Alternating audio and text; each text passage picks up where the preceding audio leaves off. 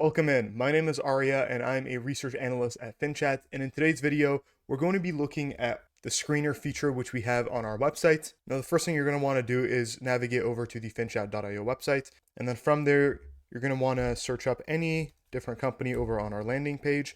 And so on the left-hand side of your screen, you're given a bunch of different options in terms of which features of the platform you're going to want to use. For the scope of today's video, we're just going to be looking at the screener. And so this screener actually runs a little bit differently than other screeners that you may have used in the past. What's special about our screener is that we let you choose from over 20,000 different metrics. And then on top of that, you can cut down your searches on an industry, country, and exchange basis. So for now, what we're going to want to do is put in a valuation metric such as the price to sales. And you'll see that upon searching for the metric and selecting it, it populates towards the bottom of your screen. And then now you're given the option to put a floor or a cap with this metric. So for now, we're just going to put a cap of 15 times price to sales and click Run Screener. Now you'll see that it says that we're given 250 results.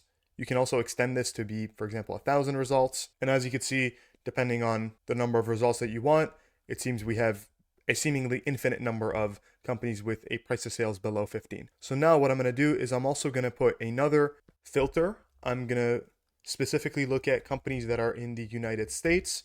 Now what's cool about this is that you can actually exclude countries or include. So right now, when we don't have this toggled, it's specifically looking at companies in the United States. But if we were to click exclude countries, it is now excluding any company from the United States. So if we were to run this screener, it would be price to sales below 15, excluding any companies listed on US exchanges. But I'm going to turn that off for now.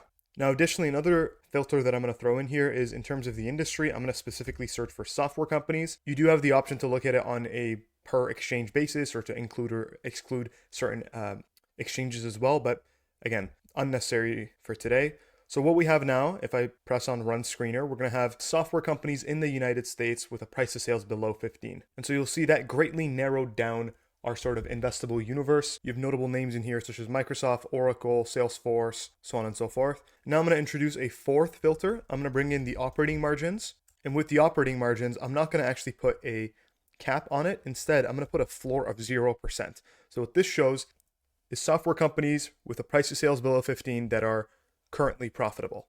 And you can see that greatly reduced the number of results. Let's narrow our focus a little bit more as well. Let's do price to sales of between 10 to 15. Again, you can see that now we've came all the way down to 14 results and they're all listed here. You can also additionally sort by market cap. So you could introduce market cap as a metric, and let's just do $10 billion of market cap for now.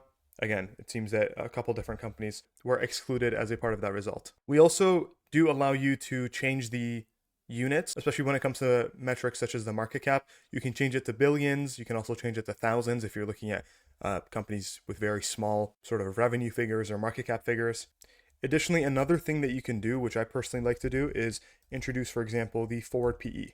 And then I just like to leave it blank. And what this does is it introduces the forward PE as a column in your screener. And so what you could do from there is you could sort from highest to lowest or lowest to highest for that specific metric.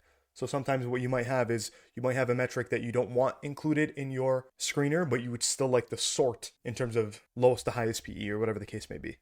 Additionally, if you're sort of someone that is uncovering a lot of stones and trying to look at a lot of different companies, we do provide a little note here in terms of what the company does, very briefly, in which geographies they operate in, and just some general information on the products that business provides.